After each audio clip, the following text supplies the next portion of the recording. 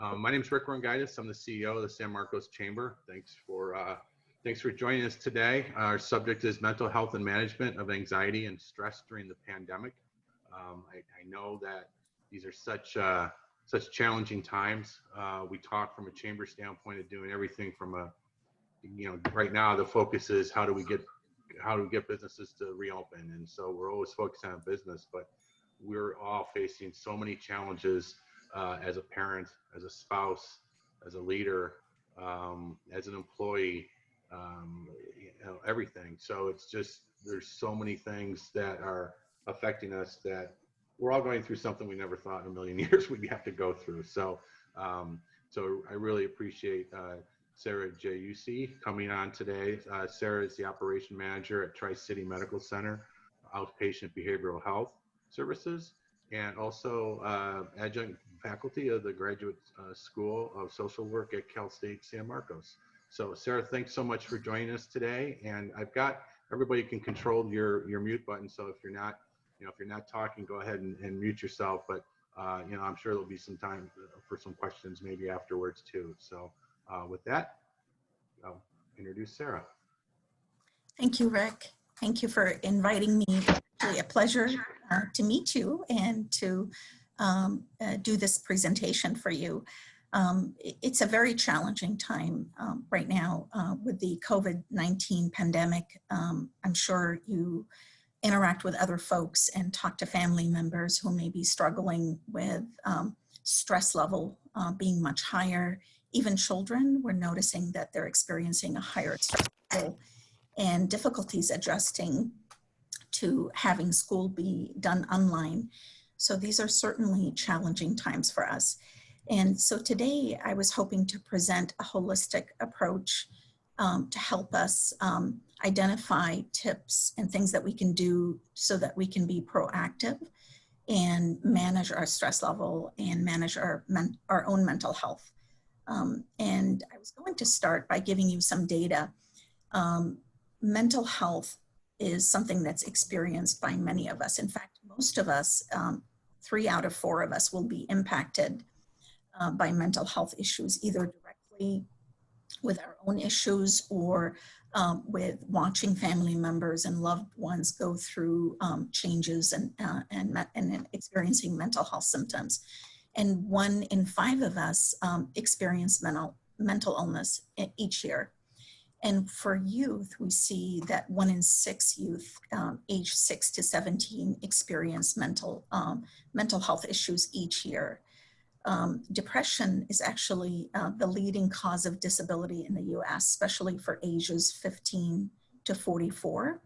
And unfortunately, suicide is the second leading cause of death among individuals aged 10 to 34. We see children in elementary school settings talking about suicidal ideation, having thoughts of self-harm. And anxiety disorders actually are the most common mental health disorders that we see, but 3 to 5 individuals are 3 to 5 more times, they're more likely, 3 to 5 times more likely to go to a primary care physician instead of a mental health provider. So anxiety disorders actually impact 19.1% of us. So almost 1 out of 5 of us will experience anxiety at some point in our lives, impacting 48 million Americans. So this includes generalized anxiety disorder, panic disorder, social anxiety disorder, OCD, PTSD. And it's not often diagnosed, even if individuals go to providers, anxiety disorders tend to be underdiagnosed and undertreated. What we do know from history, from looking at like the Spanish flu of 1918, we saw an increase in mental health problems and first-time psychiatric hospitalizations. If you read the news at this time or watch the news, you're seeing more of mental health issues come up. We're impacted by the COVID-19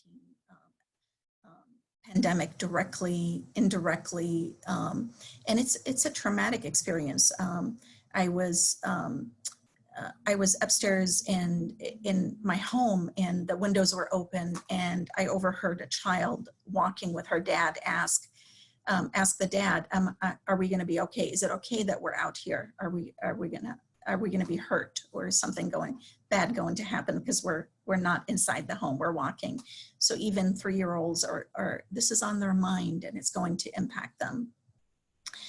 So today I'm hoping that we talk about taking proactive measures to engage in holistic and meaningful activities that can reduce the impact of this pandemic. We can talk about a holistic way to manage our stress level, but first begin with recognizing the impact of COVID-19 on us. For some of us, we may already have mental health conditions or chronic physical conditions that may be worsening. For others, they may be beginning to experience anxiety, intense fear, anxiety regarding our own health or the health of individuals that we love, older parents, children, siblings that are in high-risk areas. We may worry about our own children's mental health and academic adjustment. Some of you may have heard of adverse childhood experiences studies. Kaiser, along with the Center for Disease Control, have done studies on adverse childhood experiences and the long-term impact it has on children as they age. We see that adults that had childhood adverse experiences are more likely to experience physiological conditions like diabetes, having heart disease, obesity. With this pandemic, I believe it will be one of the adverse childhood experiences that our children will be talking about because they are impacted by it. And as adults, we may need to work while caring for family, and that can be stressful. Where in the past we went to work and we compartmentalized, we stayed focused, whereas now we're having to take care of family as well as work. That can be stressful as well. There's significant concerns about finances, job security, and worry about survival of businesses. So many of you are business owners, and so you may worry about the longevity of the business or the survival of the business. There's concerns about our own employees and their well-being. I know personally, one of the employees that I work with had been furloughed because of the situation, because so that can have a psychological impact, our caring for individuals that we work with. And also isolation. We may be more isolated, staying at home. We are seeing that there's an increase in spending on alcohol and substances. And so that could be something to pay attention to as well, in having loved ones resort to alcohol or excessive use of alcohol to self-medicate. So all those COVID-related impact can mimic depressive episodes. It can be similar. Some of those experiences can be similar to having a major depressive episode or anxiety symptoms. So some of those symptoms of major depressive disorders and anxiety disorders include feeling persistent sadness, being anxious, having feelings of emptiness, feeling hopeless or helpless, being more irritable, restless and agitated. Some individuals experience depression by isolating, being sad, whereas some others experience it in the form of an agitated depression, which is more irritable, restless, and having a short fuse. Those could be signs of someone being depressed. Having losing interest in activities or hobbies, being tired, physically tired. Physical sensations of being tired can be part of having a depressive episode. Excessive worry about the future, or focusing on past events, or having tense muscles as well can be a symptom. Difficulties concentrating or remembering details, or being undecisive about business decisions, that could be a sign of depression or anxiety. Having insomnia or excessive sleeping, overeating, or under eating, those could be signs of depression as well, and having thoughts of suicide. Persistent aches and pains and headaches, those can be symptoms as well. Digestive problems are associated with anxiety. So some people express anxiety and depression through physiological symptoms. So they may go to a primary care physician discussing physical symptoms when in reality it can't be eased with treatment, that it's more psychological treatment that they need. Reduced motivation and energy is also another symptom of depression as well. The concern is that many of us experience stigma related to mental health conditions. So this results in underutilization of mental health services. Even though we know from history that pandemics like COVID-19 actually result in increased mental health problems, individuals may not utilize services due to stigma. If we can look at depression, anxiety, and mental health problems in general in the same way that we look at physical symptoms, I think we can tackle that stigma and reduce the stigma associated with seeking services. So, for example, if you have physiological pain related to arthritis, you go and seek treatment from a rheumatologist, or if you're having diabetes, you're going to go seek treatment. Why not look at mental health symptoms in the same manner? You know, the mind is connected to the body, and so we are taking care of our health, which includes mental health. And what's sad is that most of the stigma comes from our own self-stigma, our own feelings about seeking help and seeking support.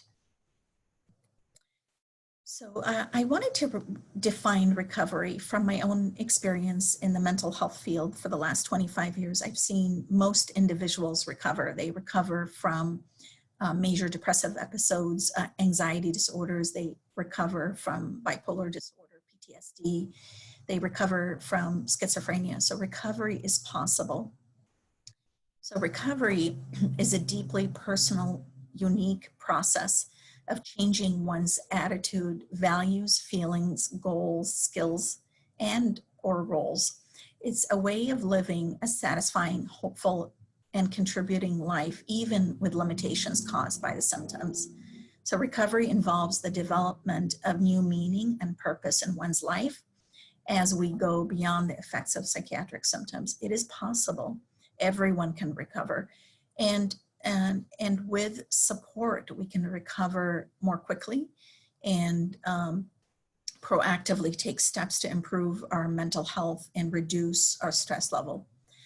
And regardless of challenges or diagnosis, everyone can recover. Children, adults, older adults, we all can recover. Now there's a catch-22 with mental health recovery requires action, but taking action when we're depressed or anxious is hard. So one of the things that may help us with taking action is clarifying our values. If we look at our lives and look at what charges our batteries, what helps us feel good, what do we value? Do we value spirituality? Do we value family relationships, intimate relationships? Do we value our relationship with our parents or children, our friends, our social life, community life, that connection to the community, our career? What do we value? And the more we can clarify our values, the more we can align our actions with our values and move toward those things that are valuable to us. So are we living fully by our values, or are we acting very inconsistently with our values? For example, if I value relationships with my family, am I spending valuable time with them? Or am I constantly preoccupied with thoughts related to COVID-19, constantly working 18 hours a day and not spending time with our loved ones? Or I may value physical fitness and not take the time or take steps toward engaging in physical fitness or engaging in healthy eating habits. So clarifying values can help us move in the direction of living a valued life and clarifying goals that we need to set for ourselves that align with our values. So holistic tools that help with mental health, a big part of this is having a strong support system. And sometimes the support system is there, but we don't see it or we don't utilize it because depression can shape how we see things, or extreme stress can impact our utilization of our support system. So part of this is using our existing family support system, even if it's contacting family members by Zoom or a different platform, or if we're texting, attempting to make phone calls, or if we're making phone calls, moving toward making video calls to loved ones. Spending time with friends and acquaintances at regular intervals, having weekly dates with them via Zoom, that could be helpful. Spending time with pets, loving pets, and taking regular walks, that could be a positive. Talking to clergy or engaging in spiritual practice, whether that's going to church or practicing yoga, volunteering, or taking online classes. I was looking at some of the San Marcos resources, and it was really very impressive. The Senior Activities Center offers a lot of remote services, and the Parks and Recreational Center has a lot of virtual recreation activities. Some of them include yoga, online music lessons that are offered through the Parks and Recs. There's dance classes. There's even free tax preparation services that are offered online, and virtual tours. So there's a lot there that we can engage in, but also help our family members engage in. Over the weekend, I actually went to a virtual tour of different museums in Europe and the US, and that was a lot of fun. And so it didn't take place of a canceled vacation, but it really, it helped me connect with the world and spend some leisure activities doing the virtual tours. You can actually see some museums more closer up and in more detail with virtual tours than in-person tours. So other tools, I love this photo, by the way. Other tools could be engaging in activities that promote wellness, whatever that is, whether it's dancing, music, hobbies that we can engage in, art projects. Having a weekly movie night can be anything that's helpful. Gardening, I do know that we're spending more time in activities like gardening, so that could be therapeutic and can be healing. And getting regular exercise can be helpful as well, whether it's at home or by taking walks while social distancing. I know with social distancing, a lot of us are spending more time indoors, so that means there's less sun exposure. And so our vitamin D levels may be lower now, and there's a link between vitamin D deficiency and depression, a direct link. So definitely making an effort to get some sunshine, but also continuing to follow up with medical appointments, even if it's remote, can be helpful, because sometimes thyroid conditions can cause depressive symptoms, as well as heart issues can also lead to medical issues. So ongoing follow-ups during this pandemic can be very helpful. And of course, spirituality and maintaining that connection with spirituality, if it is a source of strength for you. Other holistic approaches has to do with nutrition, what we're putting in our system. Are we eating a healthy diet containing omega-3 fats, or are we skipping meals, or eating more sugar that could have a negative impact on the body? And self-compassion is also very important, So having a day of being less productive is okay, being okay with doing our best. And keeping in mind that our best changes day to day. So sometimes our best is 100%. Sometimes our best is 90%. If we have a cold, our best is not going to be in the same way. But being kind to ourselves that our best changes day to day and striving to be average. Now that could be a controversial statement, striving to be average. When we look at ourselves as average, we look at ourselves like others. We're not less than, we're not less worthy, we're average. And we don't have such high expectations of ourselves that we work ourselves to death. So striving to be average can be healing. It's a perspective in looking at yourself in relation to the world as part of the world, not better than and not less than. So that can be healing as well. So with depression and stress and anxiety, sometimes we see the world darker. It's like wearing sunglasses that are blue, shaded in blue or dark. So we may begin to think negatively or see things negatively. So reframing our thoughts can be helpful. We did not fail by not predicting the pandemic or adapting our lives earlier. We can live in the present and continue planning for the future. And it helps to not focus on what other people think and instead focus on what we know to be true. And I know in the media, there's a lot of blaming, but moving away from blaming others and self-blame to more recognizing that this is the situation we're in right now and focusing on what we can control and accepting the things that we can't control. Accepting it doesn't mean that we agree with it or that we like it. It just means that we're coming to terms with reality. And it's the first step that would help us with adapting. So we can focus on finding hope and adapting as we have, as human beings, we have adapted for centuries. And so we can continue to adapt to the situation. So we can social distance without feeling isolated. We can establish a consistent mental health routine that includes using our support system, following up with our care providers, and checking our expectations. Are we having the same expectations of ourselves as we did several months ago? Are we having the same expectations of our business as we did several months ago? Are we staying connected with others?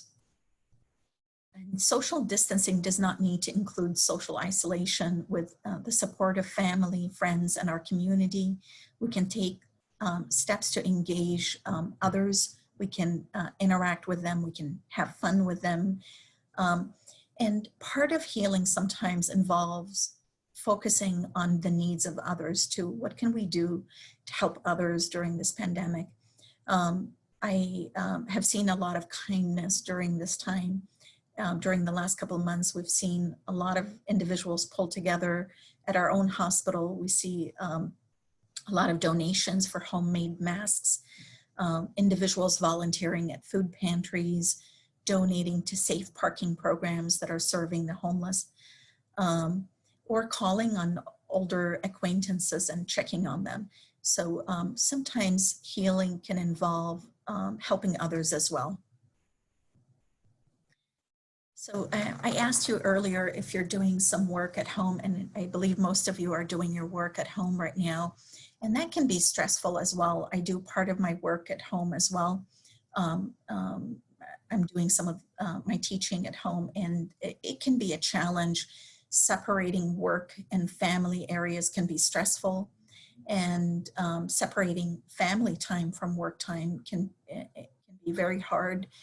I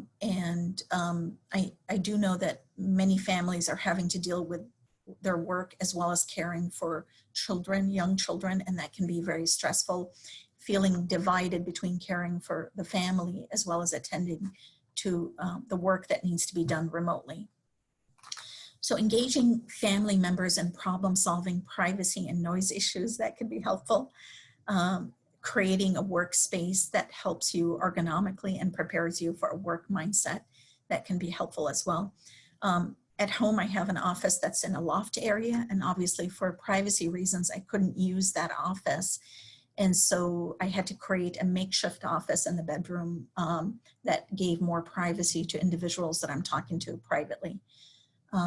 So taking frequent stretch breaks, that helps a lot. I have been more tense, and so those stretch breaks can be very helpful. I've been trying to be more mindful of that. Even a 1-minute stretch can make a difference.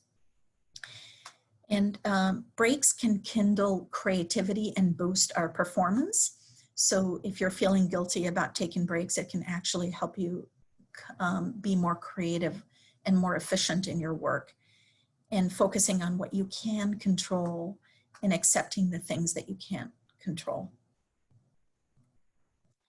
So these are things that we engage in. They're cognitive distortions we all engage in, we're all guilty of. And it helps to be aware of them, the all or nothing thinking. If I don't achieve this year's goals, the business will fail, is a type of all or nothing thinking, or overgeneralizing. If I can't do this one, if this is not done, then nothing's going to get done. Or having a mental filter where you notice everything wrong, but you don't notice the right things, or focus on everything that's stressful and not the good things that you see in life. Or jumping to conclusions, or fortune telling, the business will never get back to normal, is a type of fortune telling or jumping to conclusions.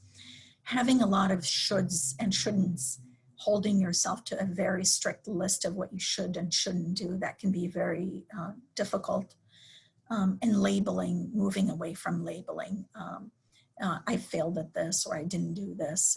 So those are things that we may not be aware of, that we all engage in as human beings. We tend to be very hard on ourselves, and we hold ourselves to very high standards at the cost of our own mental health. So one way to move away from those thoughts is to be aware of them, be aware of those overgeneralizations or fortune telling, be aware of the thoughts that tend to bring on stress in our lives. One thing that helps is to recognize that we are not our thoughts. We don't have to be impacted by our thoughts. We just experience those thoughts. We're not our emotions. We experience those emotions. The thoughts and the emotions are separate from us, and they do not have to consume us. So when you're having a thought, one thing that may help us become more aware and more mindful of those negative thoughts is to attach a statement in front of those thoughts. So for example, saying, I am noticing that I'm having a thought about this. I'm noticing that I'm having a thought about this difficult situation. That moment of you noticing your thoughts automatically separates you from your thoughts, and you become more mindful of them and reduce their negative influence. So psychological flexibility is going to help us with this. This is taken from the field of, or the modality of acceptance and commitment therapy, is having psychological flexibility, being open to detaching from our thoughts and feelings, and making room for them and allowing them to freely flow. So when you have a thought, not necessarily going against the thought or being upset about having the thought, but simply recognizing it. I am having this thought. I'm having this stressful thought. This is family time I'm spending now, but I'm having the thought related to the business, can help you become more mindful and present with your family, because you are taking the time to recognize those thoughts. And being present, engaging fully in the present moment, whether it's with your family or when you're working, being present and engaged in the task, focused attention, so that you can do what you're doing, what you intend to do at the time. So remaining aware of your thoughts and feelings if you're having thoughts that distract you from your intentions, whether it is to spend time with family or it's to work on your business. And then finally doing what matters, remaining clear about what matters to you. So those values, that graph that I showed you about what you value, is being clear about those values. Because when we are clear about what we value, we can take steps toward we can take action that would help us, that's aligned with our values. We can set goals and take steps toward those goals. This is a visual view of the slide that I just went over. So it's basically, again, it's taken from acceptance and commitment therapy, where we see psychological flexibility as being present, open to the experience right now, accepting what is happening right now. And again, it doesn't mean that we are in agreement with it or we like it. We are accepting it as it is now, because we can't change it right now. But what we can do, we can work on ourselves. We can work on separating and detaching from our stressful thoughts. And we can also clarify our values so that we can take committed action that aligns with those values, and take the steps to help us engage with our business, or engage with our community, engage with our family, or with spirituality, or with things that are important to us.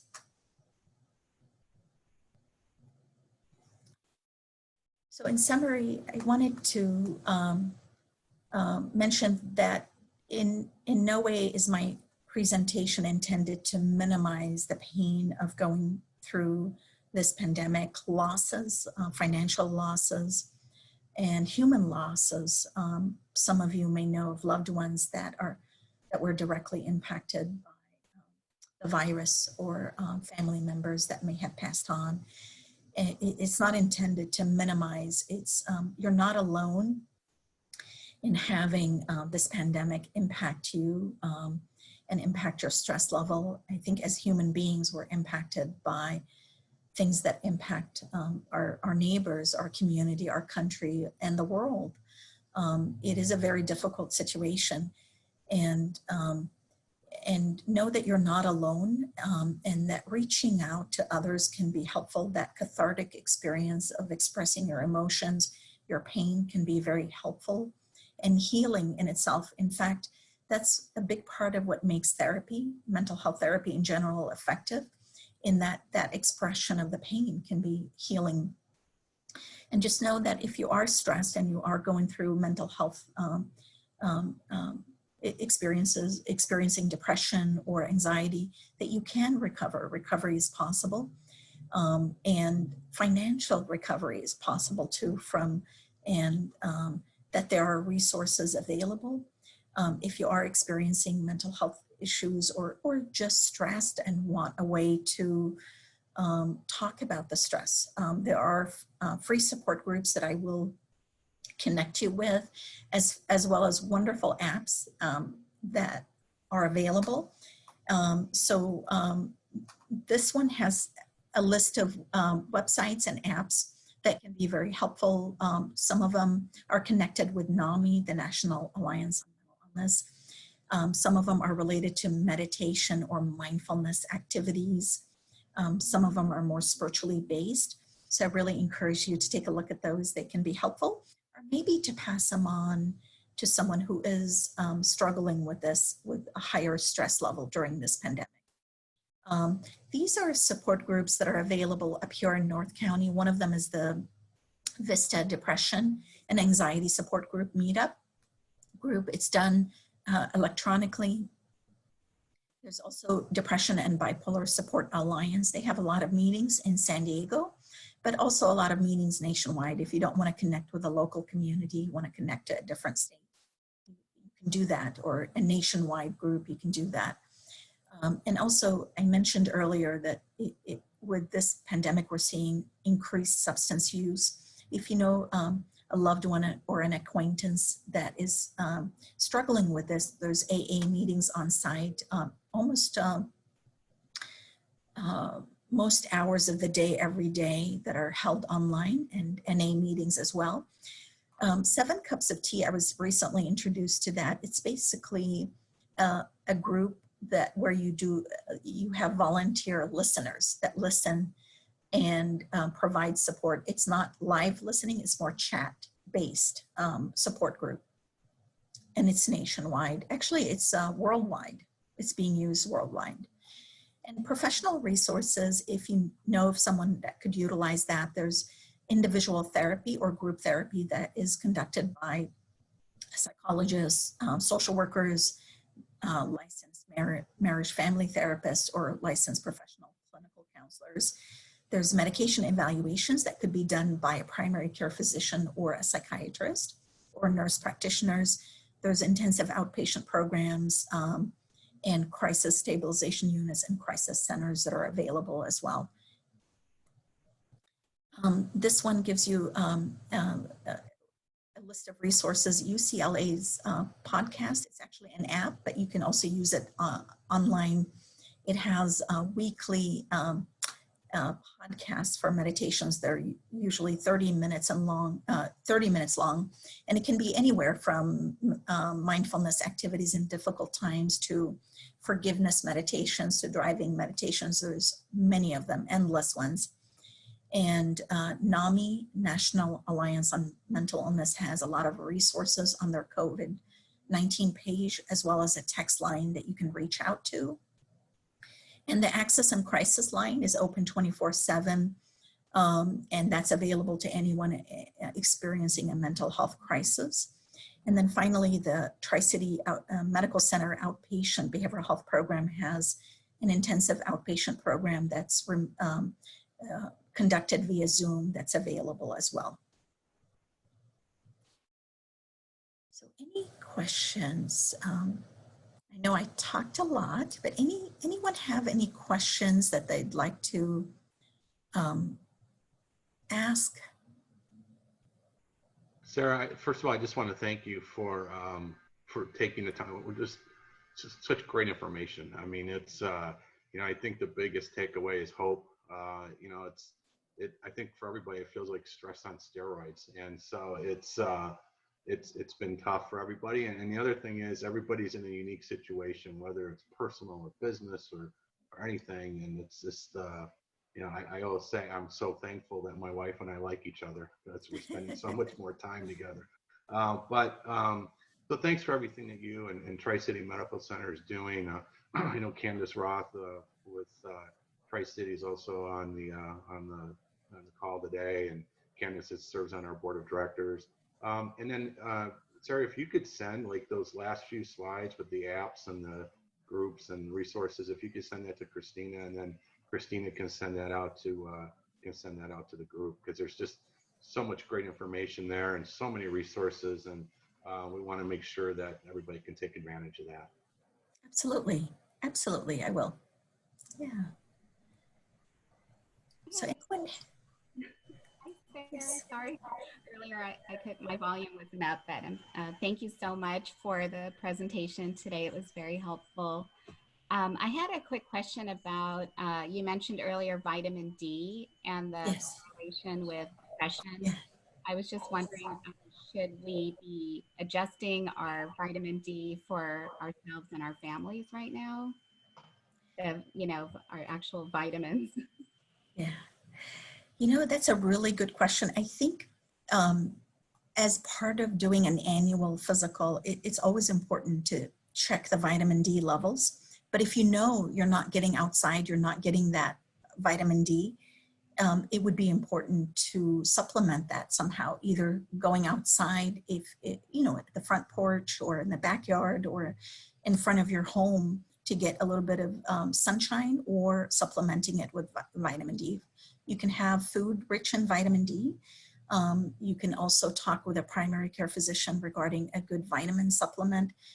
What's interesting is that if you look at states where you see less sunlight, there tends to be more depression in those states because individuals are indoor all the time.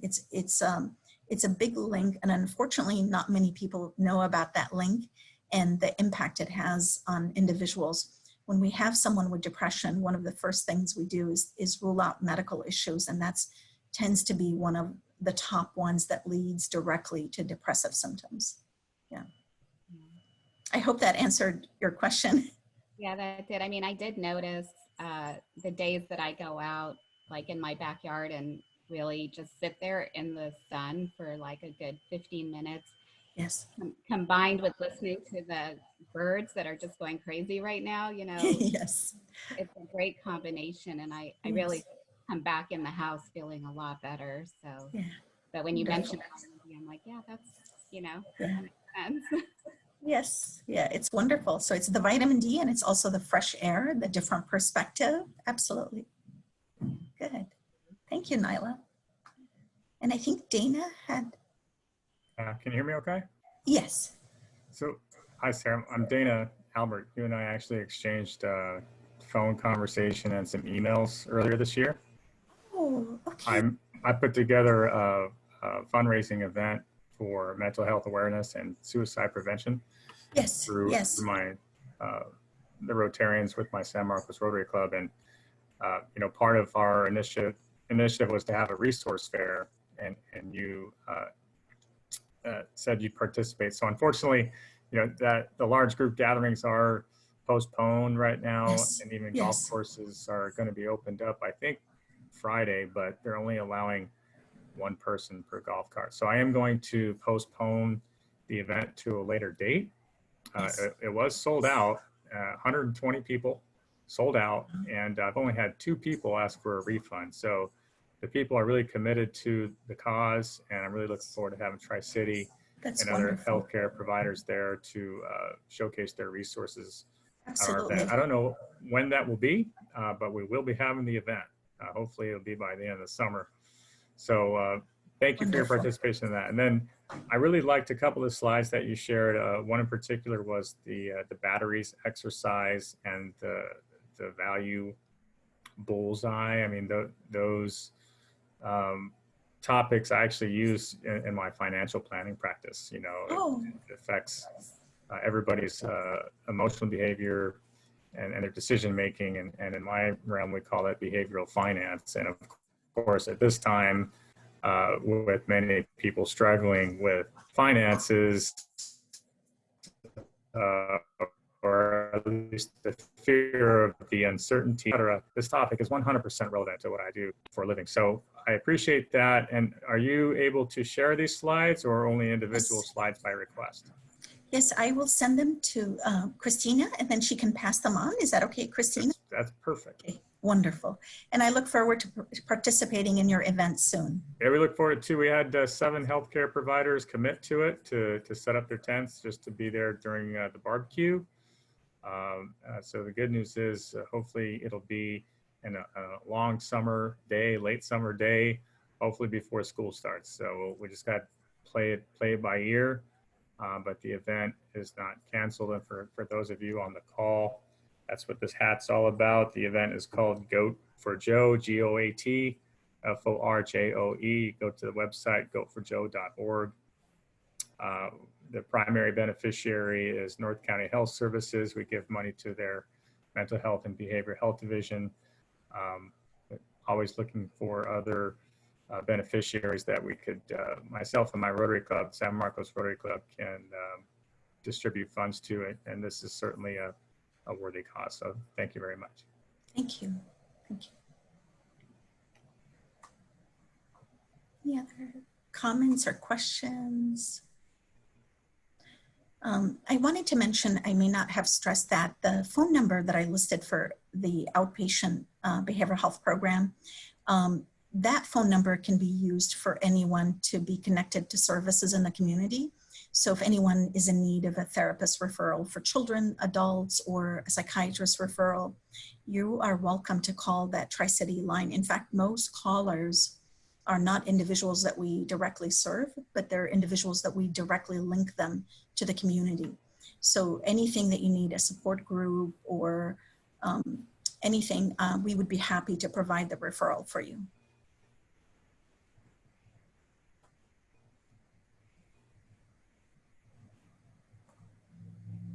Any other questions for Sarah?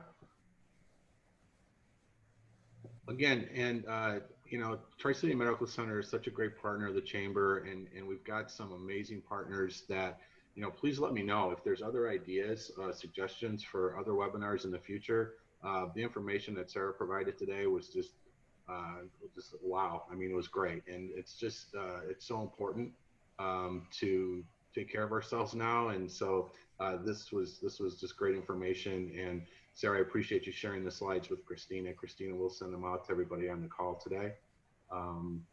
So before we end, is there anything else? Okay, thanks again. Thanks for everybody for attending. And Sarah, thanks again for taking the time and providing us with all this great information. Really Good to see you all. It's been a while. Thank you. Thank you. Thanks. Thank Sarah. you. Good day. Bye. We'll see you when I see you. Stay safe. Bye, Thank you. everyone. Bye. Thank you. Bye-bye.